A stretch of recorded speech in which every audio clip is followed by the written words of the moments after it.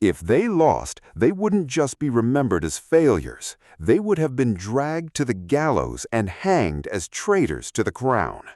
In the summer of 1776, 56 men signed their names to a document. Today, we look at it as a sacred text of liberty, but to King George III, it was a collective death warrant.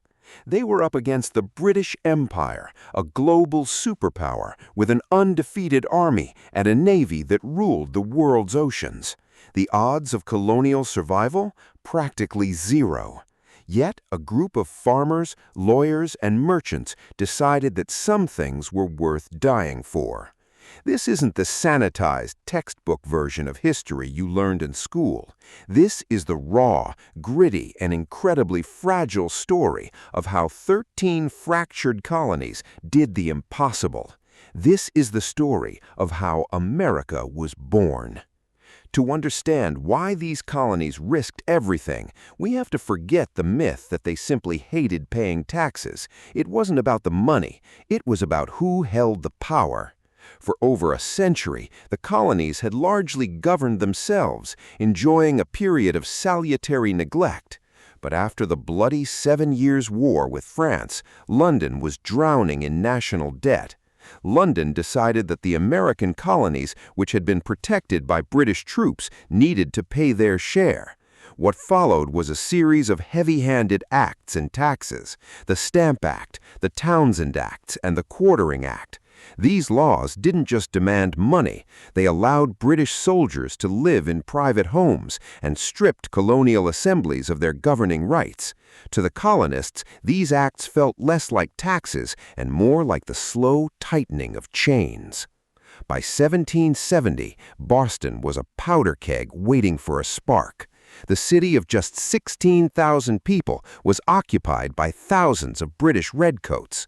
Tensions boiled over on a freezing March night when an angry crowd of colonists began throwing snowballs, ice, and oyster shells at a lone British sentry.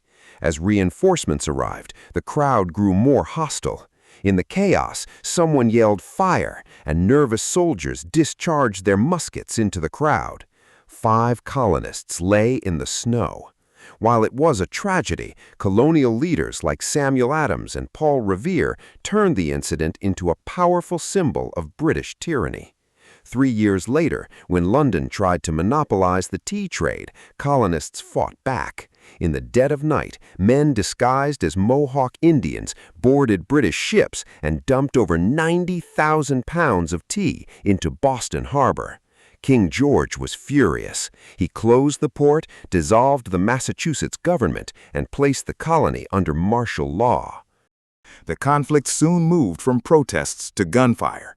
In April 1775, British troops marched toward Concord, Massachusetts, to seize a colonial weapons cache. Riders like Paul Revere, William Dawes, and Samuel Prescott galloped through the night to warn the countryside. On the morning of April 19th, on the green of Lexington, a small group of local militia faced a massive column of British regulars. No one knows who fired first, but the shot heard round the world broke the silence. The British easily cleared Lexington, but when they reached Concord, hundreds of armed colonists materialized from the woods. Using guerrilla tactics learned from Native Americans, the colonists hid behind trees, stone walls, and barns, picking off British soldiers as they retreated to Boston. The war had begun. 2 months later, the Battle of Bunker Hill proved that the untrained American militia could stand toe-to-toe with the finest army in the world. Entrenched on Breed's Hill, the colonists waited until the redcoats were dangerously close. Legend says their commanders ordered them not to fire until they saw the whites of their eyes. The British took the hill, but only after losing over 1,000 men, nearly half their force. It was a Pyrrhic victory for Britain, and it convinced King George that this was no longer a riot, it was a full-scale revolution.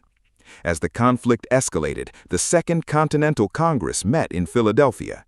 It's easy to think the delegates were united, but they were deeply divided. About a third of the colonists wanted independence, a third remained fiercely loyal to the king, and the rest just wanted to be left alone.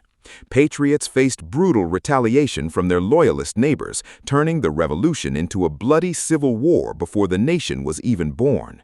In July 1776, after months of heated debate, a committee was tasked with writing a formal Declaration of Independence.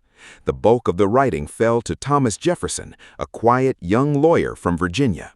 Jefferson spent days in a hot Philadelphia room drafting a document that would change human history. He penned the immortal words that all men are created equal, endowed with inalienable rights to life, liberty, and the pursuit of happiness. Yet he himself owned hundreds of enslaved people. This deep contradiction, where the promise of freedom existed alongside the cruelty of chattel slavery, would cast a long shadow on American history. The Southern colonies refused to sign the Declaration if it criticized the slave trade, so Jefferson had to delete those passages. It was a compromise made to preserve colonial unity, but it sowed the seeds of future conflict. On July 4, 1776, the Declaration was adopted, and 56 men took the ultimate gamble.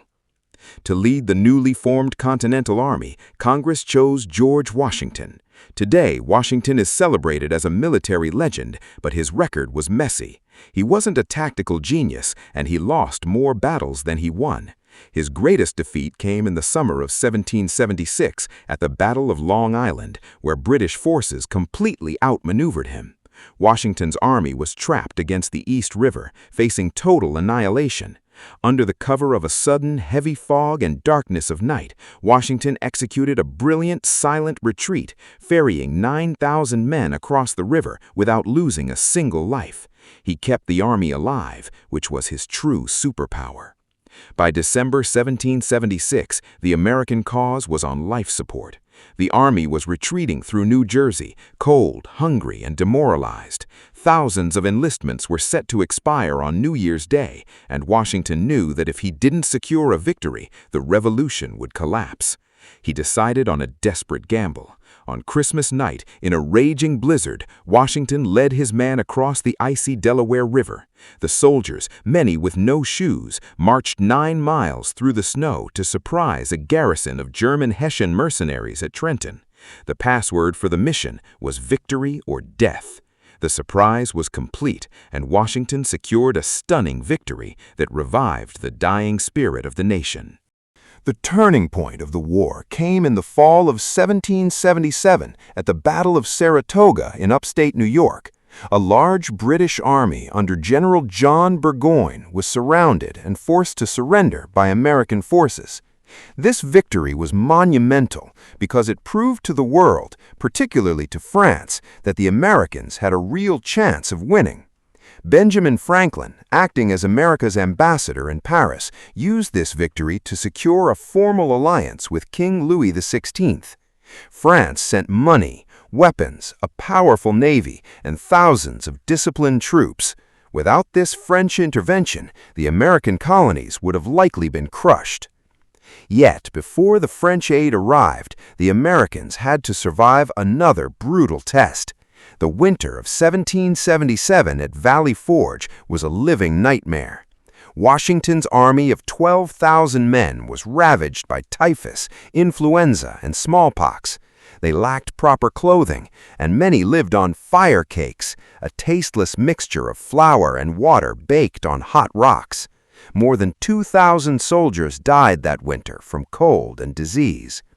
Amidst this suffering, Washington made a highly controversial decision.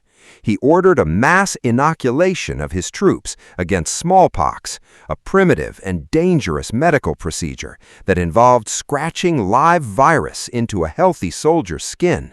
It was a massive gamble, but it worked, saving the army from a devastating epidemic.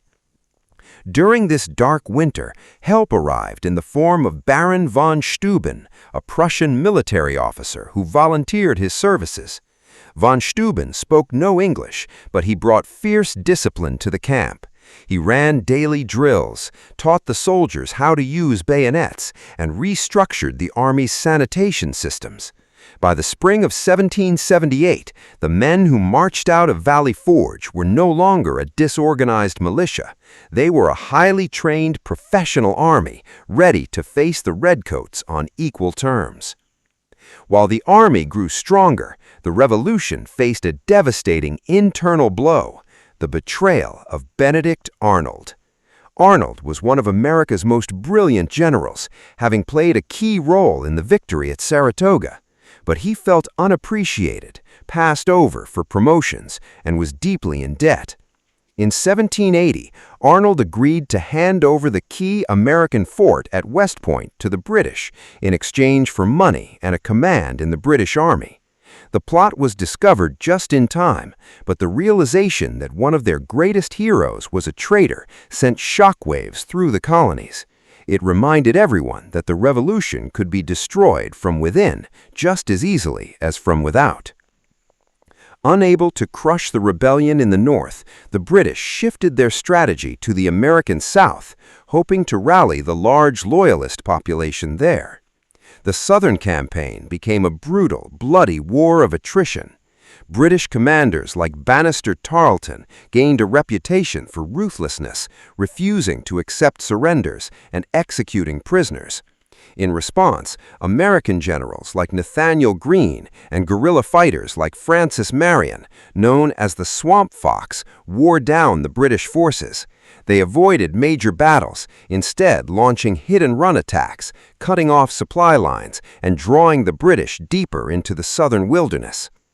This strategy forced the British commander Lord Cornwallis to retreat to the coastal town of Yorktown, Virginia, to await resupply from the British Navy. Washington saw his chance. He marched his army hundreds of miles south, joining forces with French troops led by the Comte de Rochambeau. At the same time, the French Navy under Admiral de Grasse defeated the British fleet at the Battle of the Chesapeake, blocking Cornwallis's only escape route by sea. For 3 weeks, Allied cannons bombarded Yorktown. Trapped and outnumbered, Cornwallis surrendered on October 19, 1781.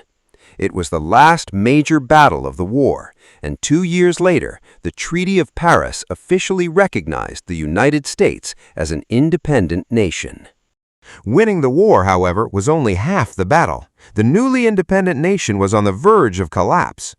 Under their first constitution, the Articles of Confederation, the federal government was incredibly weak, unable to levy taxes or regulate commerce. In 1786, Shays' Rebellion, an uprising of angry, debt-ridden farmers in Massachusetts, proved that the country was sliding into anarchy. In May 1787, 55 delegates gathered in Philadelphia for what would become the Constitutional Convention. For 4 hot, grueling months, the delegates debated the future of the Republic. They argued over state representation, the power of the president, and the issue of slavery. The resulting Constitution was a series of delicate compromises.